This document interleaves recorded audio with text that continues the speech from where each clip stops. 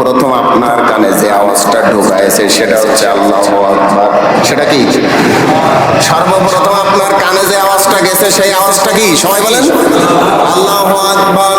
এই পৃথিবী থেকে আবার আপনি যখন বিদায় নেবেন, ওই আপনার জন্মের সময় আজান হয়েছিল কিন্তু নামাজ হয় নাই। হয়েছে?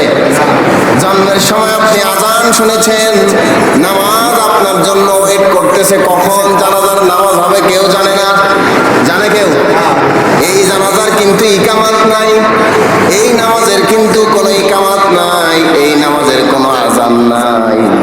আজানটা দেওয়া হয়েছে আপনার জন্মের দিনে, কিন্তু নামাজটা হবে আপনার মৃত্যুর পরে। কথা বল ঠিক না বেঠিক? সেখানেও আমরা কিন্তু প্রথম যে শব্দটা ব্যবহার করি সেটা হচ্ছে কি? আল্লাহু আকবার। আপনি আজান দেন ফজরের সময়, মুয়াজ্জিন আজান দেয়, সর্বপ্রথম কি বলে?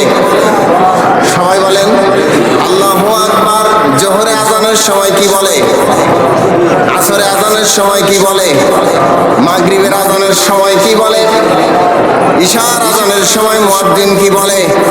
নামাজ শুরু আল্লাহু আকবার দিয়া, শেষও কিন্তু আল্লাহু আকবার দিয়া। তখন ঠিক না বেঠিক? সম্মানিত হাজিরিন, জীবনের সব ক্ষেত্রে আমরা আল্লাহর ঘোষণা করলাম মুখে, কিন্তু বাস্তবিক আমরা বুঝলাম না যে আল্লাহ কত বড়, ক্ষমতার দিক থেকে কত বড়, তার রাজত্ব কত বড়। আজকের বাংলাদেশে ছোট্ট একটা দেশ, এই দেশের সামান্য একটু পাওয়ার যদি আমাদের থাকে, তাই নিয়ে কত অহংকার, কত গর্ব। কতক্ষণ ঠিক না বেঠিক? কিন্তু মারা যাওয়ার পরে বাংলাদেশের রাষ্ট্রপতি মরে নাই, মরছে কিনা কোন? সাবেক প্রধানমন্ত্রীগুলো মরছে না মরছে না? কথার একটু জবাব দেন। মারা যাওয়ার পরে আপনি একজন রিক্সা চালক, আপনি মারা যান, আর একজন জাতিসংঘের মহাসচিব অথবা আমেরিকার প্রেসিডেন্ট জো বাইডেন যদি মারা যায়, 5 মাস পরে যদি লাশ তোলা যায়, কোনটা রিক্সাওয়ালার লাশ আর কোনটা জো বাইডেনের লাশ, বোঝার কি কোনো উপায় আছে? বোঝার কি কোনো উপায় আছে?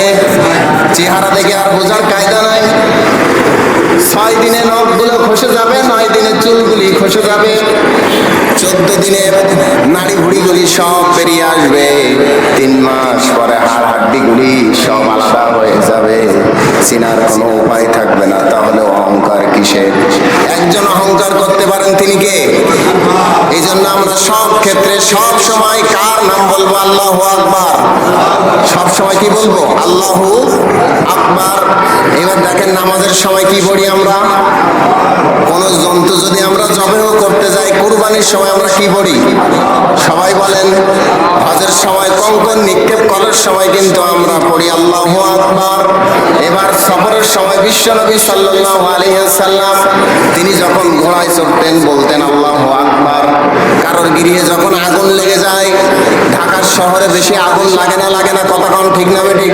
বিশ্বনবী বলেছেন, যদি তোমাদের কারোর গৃহে আগুন লাগে, সেখানে তোমরা বলো আল্লাহু আকবার। এই আওয়াজটা যখন বলবে, আগুনের তেজ কমে যাবে, অতি দ্রুত সময় আগুন নিভে যাবে। বলেন আল্লাহু আকবার। আজকের একটা নতুন জিনিস দেখলাম, আগুন নিভানোর সময় আমরা কি বলবো? সবাই বলেন আল্লাহু আকবার। আগুন নিভানোর সময় কি বলবো? আল্লাহু আকবার। বিশ্বনবী নামাজে আছেন, এমন সময় এক ব্যক্তি পেছন দিক থেকে বলে উঠলেন আল্লাহু আকবার কাবীরা, আলহামদুলিল্লাহি কাসীরা, সুবহানাল্লাহি বুকরাতাও ওয়া আসীলা। এই দোয়াটি যখন এক ব্যক্তি করলেন, বিশ্বনবী নামাজ শেষ করলেন। নামাজ শেষ করার পরে বিশ্বনবী বললেন, কে আছো? কে তোমরা এই দোয়াটি পড়েছো?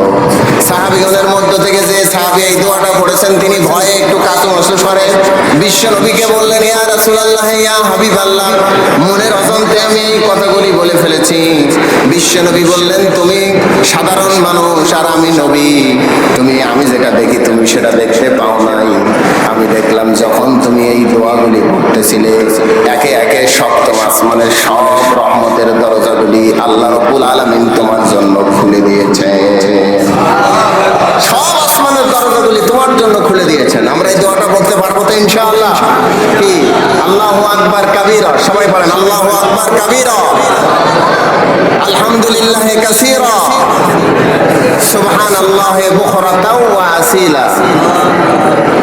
আমরা সব ক্ষেত্রে আপনি যখন বিমানে চড়বেন, বিমান যখন উড্ডয়ন করবে পড়বেন আল্লাহু আকবার। পারবেন তো ইনশাআল্লাহ? ঢাকা শহরে লিফটের সংখ্যা বেশি, লিফট যখন নিচের থেকে উপরের দিকে উঠবে তখন কি পড়বেন? সবাই বলেন আল্লাহু আকবার। আবার সিঁড়ি বেয়ে যখন নিচের থেকে উপরের দিকে উঠবেন পড়বেন আল্লাহু আকবার। আবার যখন নিচের দিকে নামবেন, লিফট থেকে নিচের দিকে নামবেন তখন পড়বেন সুবহানাল্লাহ। কি পড়বেন? সুবহানাল্লাহ। এই আল্লাহর নামের তাসবিহ কিন্তু আমরা সব সময় করি, নামাজের ভিতরে করি, জিকিরের ভিতরে আমরা করি। বিশ্বনবী বলেছেন যদি কেউ ফরজ নামাজের পরে 33 বার সুবহানাল্লাহ, 33 বার আলহামদুলিল্লাহ, 33 বার আল্লাহু আকবার, আর একবার আশহাদু আল্লা ইলাহা ইল্লাল্লাহু ওয়াহদাহু লা শারীকা লাহু লাহুল মুলকু ওয়া লাহুল হামদু ওয়া হুয়া আলা কুল্লি শাইইন কাদির, এই দোয়াটা যদি কেউ পড়ে কবরের কোন আযাব তাকে স্পর্শ করবে না। বলেন আল্লাহু আকবার। আমরা এই ছোট আমলটা করব, কিন্তু বাংলাদেশের অধিকাংশ আলেমেরা এটা জানে না, জানলেও মুসল্লিদের চাপে করতে পারে না। আমরা যে নামাজ শেষে মোনাজাত করি এটার স্পষ্ট কোনো দলিল নাই, কিন্তু আমভাবে কিছু দলিল আছে যার কারণে আমরা করি। কিন্তু সাহাবীগণ আল্লাহ রাসূল যেটা সুন্নাত সব সময় যেটা করেছেন, এই মোনাজাতের কারণে সেই আমলগুলি কিন্তু এখন বাদ হয়ে গেছে। আমাদের দেশের আলেমরা দেখবেন আসসালামু আলাইকুম ওয়া রাহমাতুল্লাহ, আসসালামু আলাইকুম ওয়া রাহমাতুল্লাহ, আল্লাহুম্মা আমিন বিরহমাতিকা ইয়া আরহামার রাহিমিন, আছে না নাই? কিন্তু বিশ্বনবী সালাম ফেরানোর পরে পড়তেন আল্লাহু আকবার। সবাই পড়েন আল্লাহু আকবার, আস্তাগফিরুল্লাহ, আস্তাগফিরুল্লাহ, আস্তাগফিরুল্লাহ। তারপরে পড়তেন আল্লাহুম্মা আনতাস সালাম ওয়া মিনকাস সালাম, তাবারাকতা ইয়া জাল জালালি ওয়াল ইকরাম। তারপরে পড়তেন আয়াতুল কুরসি। বিশ্বনবী বলেছেন যদি কেউ ফরজ নামাজের পরে আয়াতুল কুরসি পড়ে ওই ব্যক্তি জান্নাতে যাওয়ার জন্য একটাই বাধা, তা হচ্ছে তার মরণ, অর্থাৎ ওই ব্যক্তি মরলেই জান্নাতি। বলেন সুবহানাল্লাহ। এই আমলগুলি আমরা কিন্তু করি না, এটা কিন্তু সুন্নাত। তারপরে 33 বার সুবহানাল্লাহ, 33 বার আলহামদুলিল্লাহ, 34 বার আল্লাহু আকবার। কোন বর্ণনায় সে 33 বার আল্লাহু আকবার, তারপরে আশহাদু